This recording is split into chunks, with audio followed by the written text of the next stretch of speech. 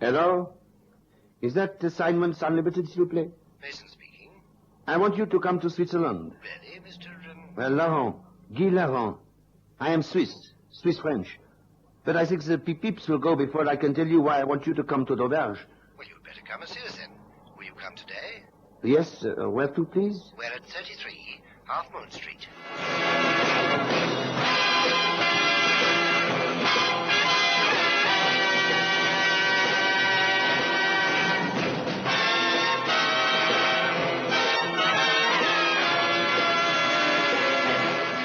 Short-term ghost.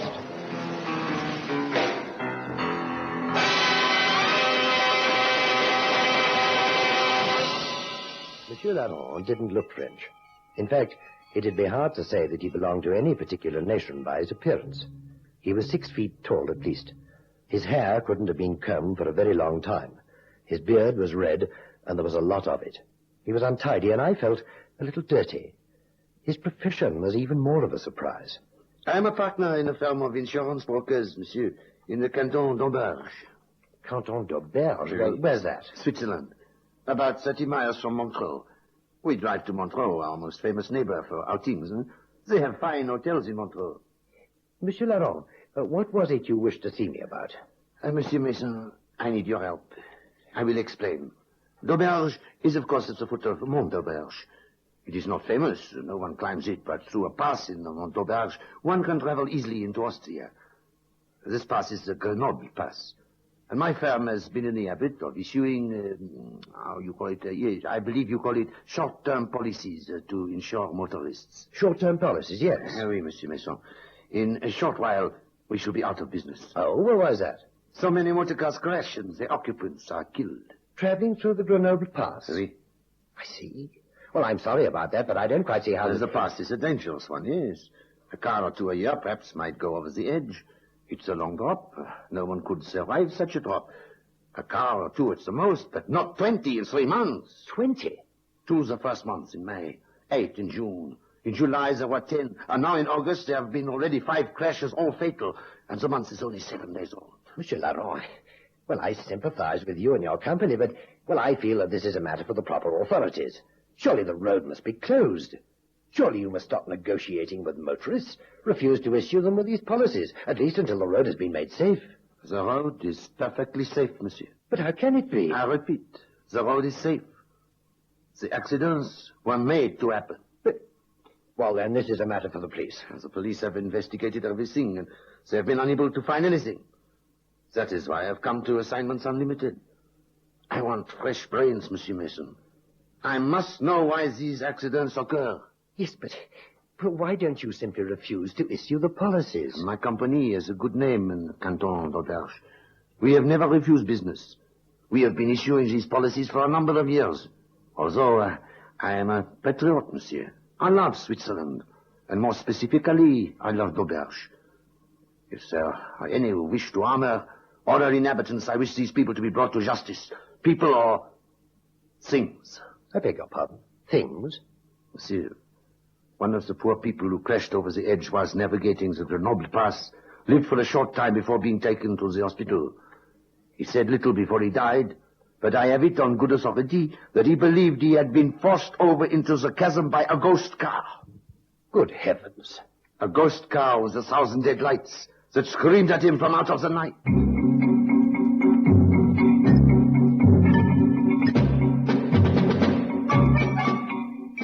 We at Assignments Unlimited had not to date attempted to exorcise a ghost. I was quite ready to believe that for some reason motor cars were being made to crash, but ghost cars... There I was quite out of sympathy. I'm the complete skeptic. I thought I'd ask Cannon his views on the subject. Yep. Cannon? Go on switchboard duty, Chief. Anything I can do for you? Yes, you can come up here at once. By the way, what's happened to Miss Fairweather? Day off. Gone to see her grandma. I thought I'd man the board for another half hour and then go and see my grandpa. Cannon, do you believe in ghosts? Come again, Chief? Do you believe in ghosts? No, but I'm scared of them. Cannon was perfectly happy to go to Switzerland. Monsieur Laurent assured me he would meet him at D'Auberge Station. There was no airport. In 4 days, providing he wired him from Zurich and told him the time his train would arrive at Dauberge. I convinced Cannon that this was an assignment, not a holiday, but it was difficult to persuade him to leave his skiing togs in London.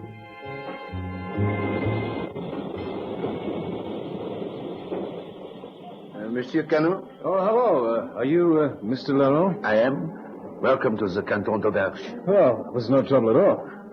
You look, monsieur, if you pardon my saying so, very American. I know what you think. I do not look typically Swiss. No, I wasn't thinking that. I am an individualist, monsieur. I love Switzerland, but I have no wish to be taken for one of our sons wherever I go. The car is waiting, monsieur.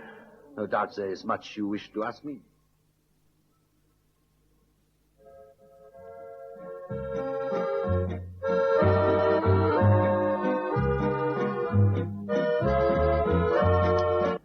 So, monsieur, there you have it, no? The whole story, just as I told it to your superior. Tell me, Monsieur Leroux. My friends call me Guy. Oh, sure. Look, do you believe in this spook stuff yourself? I do not know, monsieur. I do know that it does not pay to be skeptical. There are things in the unseen world that we cannot divine. Specters lurk in remote and secret places. It is unwise to dismiss the possibility that a friend drives a car along that mountain pass, forcing people to their deaths. No, you're no skeptic. Look, don't go on like that, will you? I mean, you're going to have me flying back home. The Assyrians dreaded those ghosts who were unable to sleep in their graves, but who came forth and perpetually roamed up and down the face of the earth. Yeah, well, how'd we get to Assyria, Monsieur... Guy. Huh? Oh, yeah, Guy. Well, look, let's be factual about this. I mean, otherwise what you need is an exorciser and not an investigator. When can I drive along this pass? You wish to drive along the pass? Sure, there's nothing like investigating the scene of the crime, if it is a crime. It is a crime. Many crimes. Whatever is responsible is monstrous. Oh, one thing I forgot to tell you. And what's that? The accidents only occur in the night. Oh, never in daylight. No, monsieur. You see, people prefer to begin their drive into Austria when they are fresh and feeling untired. The last part of their journey can be completed in daylight. Or, if they drive fast, they will reach the border even before it is light. Well, why don't they just change their minds and drive it all in daylight if it's safer? Many of our people are stubborn, monsieur. They believe the others are the bad drivers, and such a fate cannot happen to them. It has become something of a challenge, you see. Rudolph. May I introduce Monsieur Cannon from London? Monsieur Cannon, Rudolph Miller, area manager of our company, La Société Anonyme d'Assurance Générale. How do you do? I am pleased to make your acquaintance, Mr. Cannon. Monsieur Cannon wishes to make the drive through the Grenoble Pass. Oh, is that so? Oui. You wish to do this in daytime, of course, Mr. Cannon. No, I thought I'd do it at nighttime when the spook's supposed to do its spooking. You realize, of course, that of the cost negotiated the Grenoble Pass in recent months... Yeah, I know, but, I mean, if nothing happens when it's light, then there's no point in wasting time, is there? There is, Monsieur Cannon. A very valid point, eh? You must make the drive in the daytime before attempting the nighttime drive. Then you will know the route well, and there will be no danger. You know something? Huh? I need my head examined. Why didn't I think of that?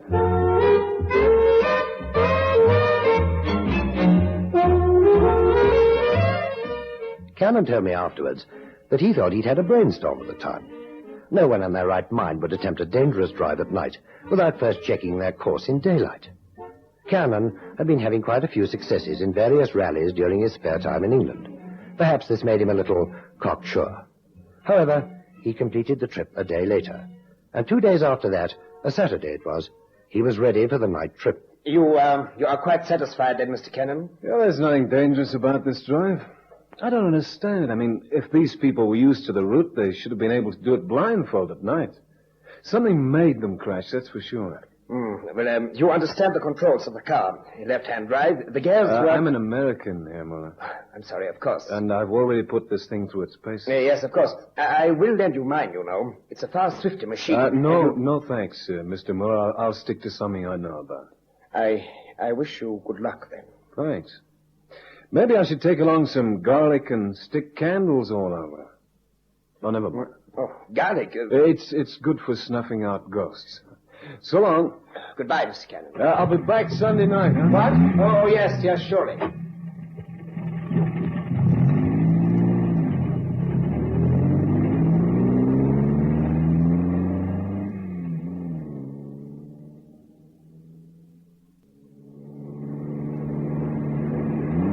Bend number 5 after the 17-mile mark coming up. Easy does it, boy. I'm not breaking any records today. It's a long way down. Now, before 20 miles, there's a dip. We go down to the next bend. There's a long stretch where the road narrows. And that's where the rocks are covered with lichens. I'm not going to be able to see much. 19 miles. Here we go. Down. Yep, nothing wrong with this baby. Down and round. Hey, what? Hey, you darn fool! Hey, look out!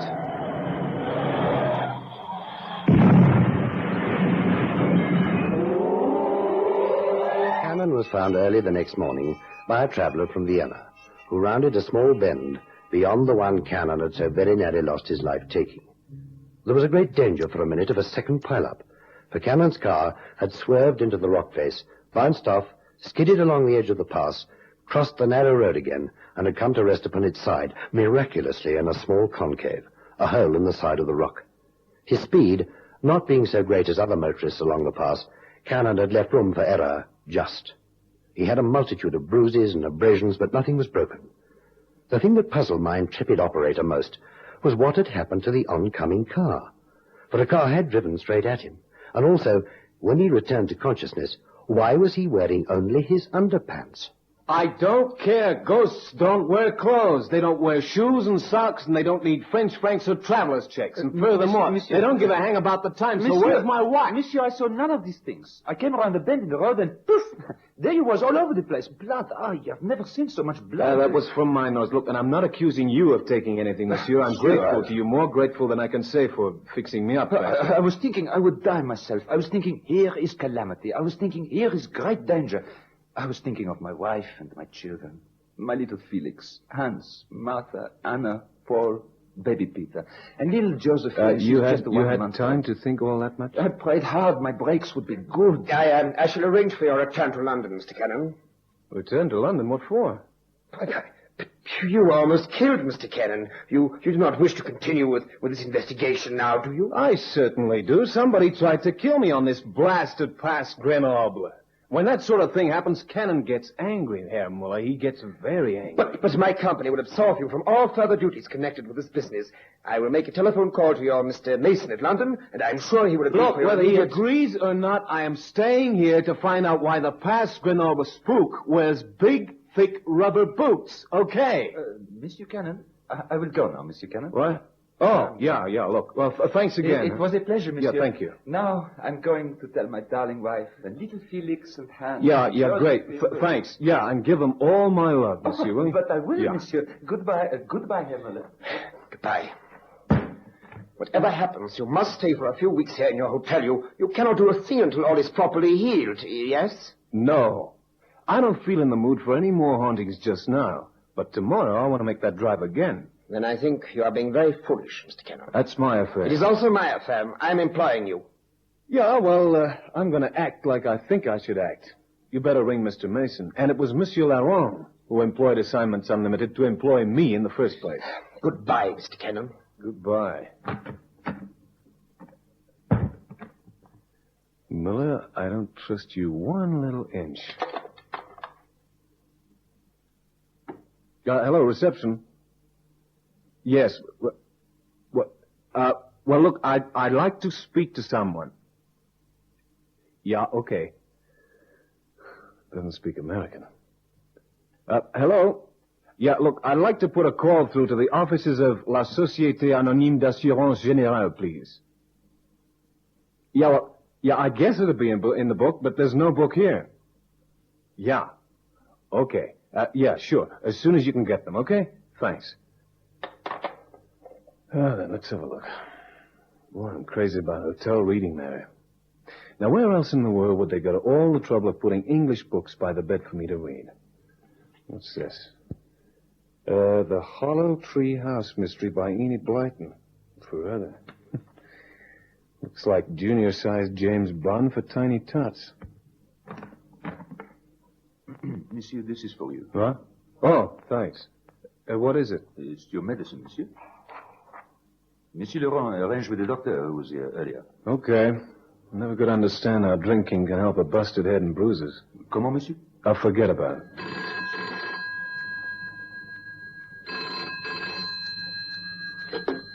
Hello, room 4, Cannon speaking. Hello, Mr. Cannon. Tyler here. Oh, you from the Insurance General? Yes. I instructed Laurent to go to London. Look, I'm sorry we haven't met. I'm sorry, too, about the accident. You asked me to ring you. Yeah, look, I wanted to know about your Herr Muller. Say, how come you're English? Well, I was born in Surrey, you know. No, I mean, I thought that... Just hang on a minute. Well, you see, the firm's only a subsidiary of a larger syndicate. I'm here for 3 years as general manager. Yeah, hey! I say, what's up? I've got a visitor here, a dog. He's busted the glass, and he's now drinking my medicine. Anyway, look, what do you know about Muller? Muller, he's an area manager for the Canton de Berne. Yeah, but what sort of guy is he? I mean, if I'm not out of step asking these questions. Oh, no, not at all, of course not. Well, Herr Muller isn't a nice man at all, actually. In fact, I don't think he'll be with us much longer. He said he was promised the appointment to succeed Legray as general manager here. And then when I turned up, I'm afraid I wasn't popular at all. I think he knows his job's not safe. He's also... I shouldn't really tell you this, but... Well, anyway, look, keep it to yourself, will you? Mm-hmm. He's a bit of a gambler. Owes an awful lot of money. All over the place. Hey, come on, boy. I beg your pardon? Well, look, thanks a million, Mr. Tyler. I'm sorry I got to rush. I'll ring you back, huh? Hey, come on, boy. Come on, get up. Come here. Boy, you poor little... And that medicine was mine. The dog, belonging to another visitor to the hotel, must have been very thirsty. It had drunk Cannon's medicine, so thoughtfully provided by Monsieur Laurent, and had died 3 minutes later. But I beg of you, believe me, monsieur, I arranged for the medicine to be collected and for the waiter to bring it to you, huh? I never saw it from the first to the last. Mr. Cannon, again something has attempted to kill you. Herr Muller is right. I think you should not continue. I've informed the police once more of our suspicions, and they are going to have the road through the pass closed until further notice. It is... when are they closing it? Tonight, I believe. Monsieur, what are you doing? You must rest, huh? Well, my holiday with Hollow Tree House has been cut short. Ah, you found the books I brought for you. Yeah, you're very kind, and I hope the books are tastier than the drink. What are you going to do? I'm going to see which of the fraternities on shift at Grenoble tonight.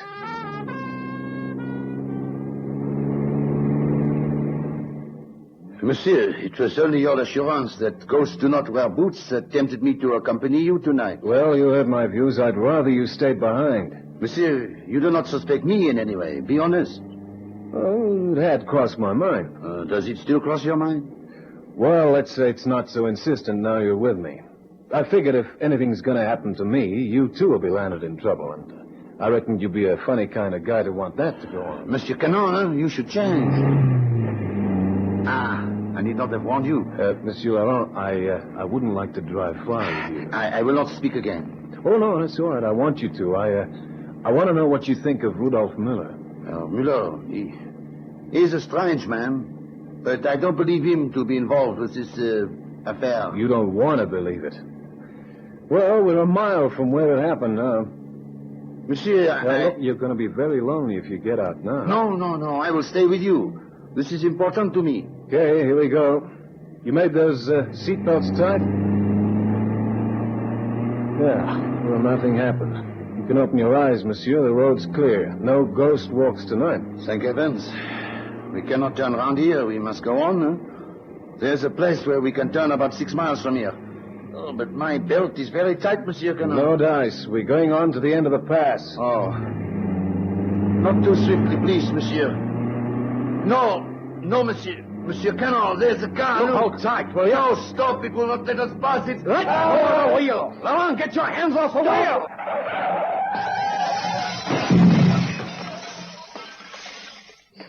Ah, well, there's your ghost. See the glass? We drove through... A mirror. Those headlights we saw were our own. But why? Well, the ghouls made pretty rich pickings from the cars that went over the side, but not rich enough to warrant this. No, something doesn't fit. There must be something else.